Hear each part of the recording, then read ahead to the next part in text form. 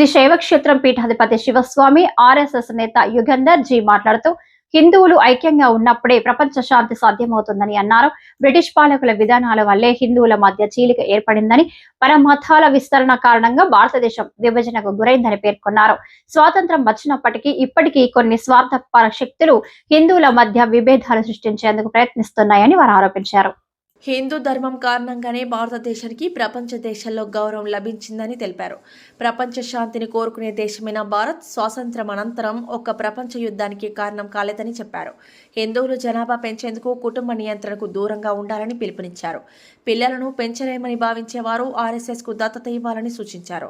అలాగే తెలుగు రాష్ట్రాల్లో ఎక్కడైనా అంటరానితనం లేదా అస్పృశ్యత ఉన్న ప్రదేశాన్ని చూపిస్తే అక్కడికి వెళ్లి సహపంక్తి భోజనాలు చేసేందుకు తాము సిద్ధంగా ఉన్నామని ప్రకటించారు. తల్లిదండ్రులు పిల్లలకు 20 సంవత్సరాలు నిండగానే వివాహం చేయాలని అన్నారు. హిందూ ధర్మంలో వ్యక్తి ఆరాధన లేదని, ధర్మాన్ని ఆరాధిస్తామని స్పష్టం చేశారు. పరమతాల్లో దేవుళ్లకు బదులుగా ప్రవక్తలే ఉంటారని వ్యాఖ్యానించారు. ఈ కార్యక్రమంలో ఎమ్మెల్యే శ్రీరామ్ తాతయ్య, గాయత్రి ఆశ్రమ వ్యవస్థాపకులు చిట్టా లక్ష్మీ నరసింహ శాస్త్రి, కోలపల్లి బుల్లిబాబు, నీలిశెట్టి వాసు తదితరులు పాల్గొన్నారు. అమ్మ పార్వతీదేవి సామాన్యమైన నేతచర్య ధరించి, అయ్యో నా భర్త మునిగిపోకుండా కూలిపోతున్నారు, ఎవరైనా వచ్చి రక్షించని ఆత్మహత్య చేస్తూ ఉంటుంది. అటుగా స్నానం చేసి వస్తున్న వారు ఆయన్ని చేపట్టుకుని పైకి రావా అనుకుంటారు. ఇంతలో మాయాలను పరమేశ్వరుడు చెప్తాడు, ఏమయ్యా నన్ను పైకి లాగడం బాగానే ఉంది, నువ్వేమైనా పాపాలు చేశావా? గుర్తు తెచ్చుకుంటాడు. అవునండి చేశానండి. మరి నేను పైకి లాగితే నా పాప నా యొక్క దృష్టివ్యాధి నీకు వచ్చేస్తుంది అయ్యా అంటాడు. అమ్మో అని అందరూ వెళ్ళిపోతుంటారు. ఇంతలో మా యుగంధర్ లాంటి వారు మా శ్రీరామ్ తాత గారు డాక్టర్ చేయబెట్టి పైకి లాగుతారు. ఉంటే పెద్దలున్నారని పేరు ఇబ్బంది. అప్పుడు అంటారు, ఏమండి మీరు పొరపాటు చేయలేదా? చేశామండి. మనం చెప్పింది విన్నావా? విన్నానండి. మరి ఎలా పైకి లాగో? ఇప్పుడే కదా నీకు అందులో స్నానం చేసి పాపాలు వదిలించుకుని అందులో లాగగలిగానండి అన్నారు. పెద్దలు చెప్పిన మాటను పాటిస్తే భగవంతుడికే చేయి అందించిన వారు అయ్యావా లేదా? ఇది ఎక్కడి నుంచి వస్తుంది సంస్కారం? ఇందాక జీ చెప్పారు, యుగంధర్జీ, తల్లి గర్భంలోంచే ప్రారంభమవుతుంది అని చక్కటి విధానం చెప్పారు. మన పాపం మన ఇంట్లో గర్భవతులు అవుతున్నారు ఆడపిల్లలు, ఆ తల్లులు బంగారు తల్లులు చక్కగా చూసుకుంటున్నారు. అమ్మలందరూ కూడా పాపం ఆ టీవీలో ఆయన పెట్టుకుంటున్నారు, ఆ సెల్ ఫోన్ రీతి చూస్తున్నారు, చెవులు తగిలించుకుంటున్నారు, లోపల బిడ్డ అల్లల్లాడిపోతున్నాడు. అమ్మా ఇది ఎక్కడ తప్పంగా అమ్మ నాకు ఇలా చేస్తున్నాను అంటే వాడి గోడ కలిగి పట్టుకునే పట్టట్లా. ఆ విషయాన్ని చెప్పగానే చెప్పారు మా ఇద్దరి నుంచి. సరే ఇప్పుడు మీకు ఒక కొత్త కోణంలో చెప్తాను. అనే కోణాలు మీరు తల్లులుగా ఉన్నారా మాటలుగా ఉన్నారా? చెప్పండి, మీరు తల్లులుగా ఉన్నారా మాటలుగా ఉన్నారా? తల్లికి మాటకి ఒకటిగా అనిపిస్తుంది చిన్న వ్యత్యాసం. ఆ వ్యత్యాసాన్ని సరిచేయడానికి హిందూ సమ్మేళనం, ఆ వ్యత్యాసాన్ని సరిచేయడానికి ఒక ఆడపిల్లగా పుట్టి విద్యాబుద్ధులను అభ్యసిస్తూ యుక్త వయసులాలై తల్లిదండ్రులు చెప్పినట్టుగా ఇందాక చెప్పారుగా ఇప్పుడు నాటకాలు చేసుకోవాలి. తల్లిదండ్రులు చెప్పినట్టుగా వివాహం చేసుకుని అత్తవారికి వెళ్ళి అటు అత్తమామల్ని తల్లిదండ్రులకి సమదృష్టితో చూస్తూ భర్తకి సుఖాన్ని సౌఖ్యాన్ని అందిస్తూ ఆ వంశానికి ఒక వంశాన్ని కనిపించి వారి ఆహ్లాదం చూస్తున్న ఆ స్త్రీని తల్లి అంటాం. అవును కదా?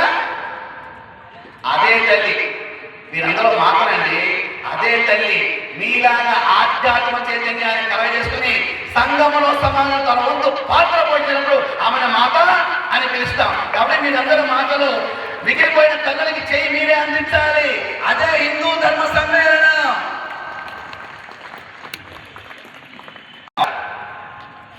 ఇంతమంది మాట్లాడుతున్నారు. నాకు ఒక నాయకుడి పేరు చెప్పారు కదా, దేశ హద్దులకు వెళ్ళి ఈ సమర సంఘాలను గురించిన వారు తన శిరసనిచ్చి మన కోసం త్యాగం చేసిన మహానుభావులను చెప్పారు కదా. అటువంటి వాళ్ళు ఎక్కడి నుంచి పుట్టారండి? మీ గర్భం నుంచి పుట్టాము. నేను కూడా నా తల్లి గర్భం నుంచి భూమి మీదకి వచ్చాను. పైన ఎదుర్కొంటే ఎవరు రాలా. ఆయన సంస్కారవంతంగా జీవితాన్ని సాగించాలి. ఇప్పుడు ఇక్కడ ఎవరైనా కూర్చోవచ్చు, ఆ సీట్ ఎవరైనా కూర్చోవచ్చు. నేను పైన దిగిరాను కదా, దేనికి నమస్కారం చేస్తున్నాను? ఈ కాషాయం అనే ధర్మానికి మాత్రమే నమస్కారం. వ్యక్తి నమస్కారం లేదు, వ్యక్తి పూజ మారలేదు. వ్యవస్థాత్మకమైన పూజ మాత్రమే హిందూ ధర్మంలో ఉంది. వ్యక్తి ఆరాధన ఇక్కడ ఒప్పుకోం. ధర్మ ఆరాధన మాత్రమే ఒప్పుకుంటాం. ఇక మూడో విషయం, పంచ పరివర్తనలో ఓం నమ శివాయ, ఓం నమః శివాయ, ఓం నమ శివాయ, ఓం నమః శివాయ, ఓం నమో నారాయణాయ, ఓం నమో నారాయణ, ఓం నమో నారాయణాయ, ఓం నమో నారాయణ, ఓం నమో నారాయణాయ. ఓం నమో నారాయణాయ. హరిహరేంద్రుని తలుచుకున్నాం. అందరికి మొరవారు గిరే తల్లులు అమ్మవారిని తలుచుకుందాం. నాకు అప్పుడు మొత్తం పలకండి.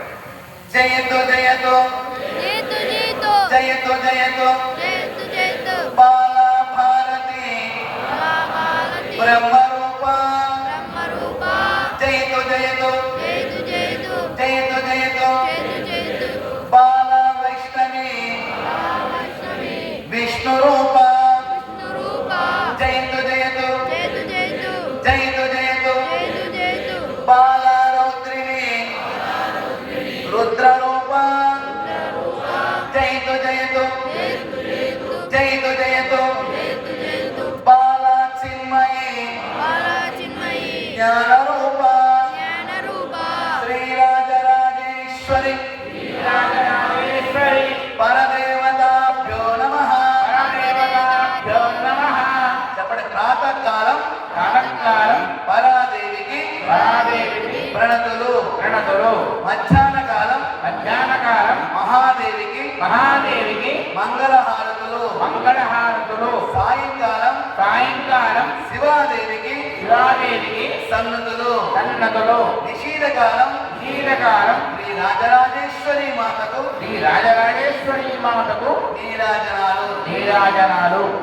మొట్టమొదటిగా వేదిక మీద పెద్దలు చక్కటి సందేశాత్మకమైన వివరణ ఇచ్చారు.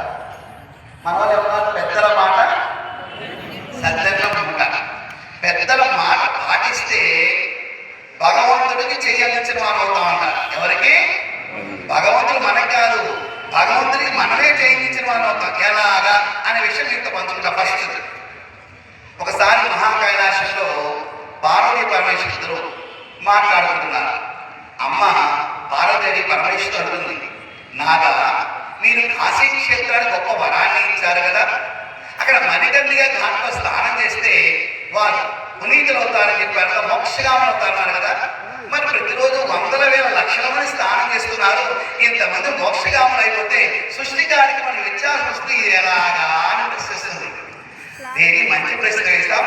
కలియుగంలో మానవుడికి ఇది చాలా అవసరం అని చెప్పి మన కాశీ క్షేత్రం వెళ్దామని అమ్మవారిని తీసుకుని కాశీ మహాక్షేత్రానికి వచ్చి ఆ మణికంఠిగా ఘాట్ పక్కన ఒక మునిగి గుండెను సృష్టిస్తారు.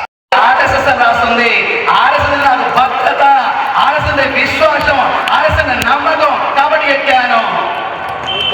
ఒక సంస్థ పేరు పెట్టుకుంటేనే ఆ స్థాయి ఎలా ఉందో చూశారు కదా, అది వ్యవస్థ. ఈ రోజున ఈ భారతదేశం నిలబడి ఉన్న దుర్మార్గం, గత ప్రభుత్వాలు చేసిన దుర్మార్గాలన్నీ కూడా మనం చూసాం.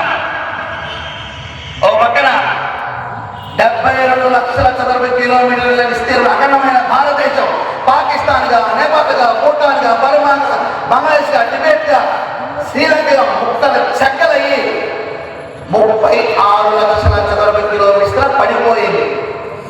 మీ ఇంట్లో మీ తండ్రి నుంచి కొంత ఆస్తి వచ్చింది, 2 ఎకరాల భూమి వచ్చింది, 2 ఇళ్ళు వచ్చినాయి. మీ భర్త, మీ యొక్క సోదరుడు, మీ కుమారుడు 1 ఎకరం భూమి, 1 ఇల్లు అమ్మేశారనుకోండి, సంతోషపడతారా బాధపడతారా? బాధపడతారు.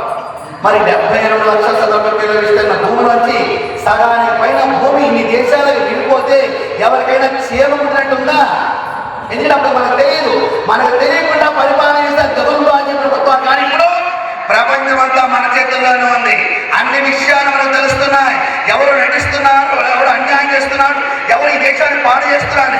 అదే కనుక కాషాయంతో ఈ దేశంలో రిపరపలు అనకుండా ఉంటే పశ్చిమ బెంగాల్ లేదు, అరుణాచలం లేదు, కేరళ లేదు, మిజోరాం లేదు, అంగవైకల్యం చిన్న ముక్క మాత్రం మిగిలేదు. కానీ ఆ శ్రీమన్నారాయణుడు, ఆ పరమేశ్వరుడు, ఆ జగన్మాత ఆదిపరాశక్తి మనంతా ఉండి ఆశీర్వాద బలం ఉంది. నా బిడ్డను సంరక్షించుకోవాలి అని చెప్పేసి ఆ యొక్క త్రిమూర్తి స్వరూపం మనకు అండగా ఉంది. కాబట్టి ప్రభుత్వాన్ని అక్కడ ఏర్పాటు చేసుకున్నాం, ఇక్కడ ఏర్పాటు చేసుకున్నాం. గత పరిపాలనలో మేము అనేక ఉద్యమాలు చేశాం. 25,000 చర్చలు ప్రారంభించారు ఆంధ్ర రాష్ట్రంలో గత పరిపాలకులు. 200 పడవల శిలువలు పెట్టారు గవర్నమెంట్ విలువలు. కానీ అది ఆ వేదిక కాదు కాబట్టి ఇక్కడతో ఆ విషయం ఆపుతున్నాను. పెద్దలు ఉన్నారు, తప్పుగా ఉంది. కానీ అరే నా దొరుకుడు అమ్మవారు ప్రదర్శన చేస్తున్నానా, శిలువు ప్రదర్శన చేస్తున్నాను, నేను ఎవరు తీసే పరిస్థితి కనబడట్లా. ఎందుకు? పందులు గొర్రెలని కలిసి ఉన్నాయి, గోవులుగా ఉన్న హిందువులు వేరు వేరుగా ఉన్నాయి. కాబట్టి ముందు మనం కలుద్దాం, ఒకటిగా అవుదాం, అన్ని విషయాలు మర్చిపోదాం. సమస్త భారతస్థాపన నిర్మాణ లక్ష్యంగా ముందుకు సాగుదాం. వ్యక్తిగత వికాసము, శీల నిర్మాణము, ఆదర్శమైన జీవన విధానం విలువలే ఆర్ఎస్. కాబట్టి ఆర్ఎస్ ద్వారా ప్రయాణం చేద్దాం. ఇవాళ ఒక చక్కటి నర్తకి ఉంది, శృతి సంబంధమైన విజయవాడ. తను ఫోన్ చేసి, స్వామీజీ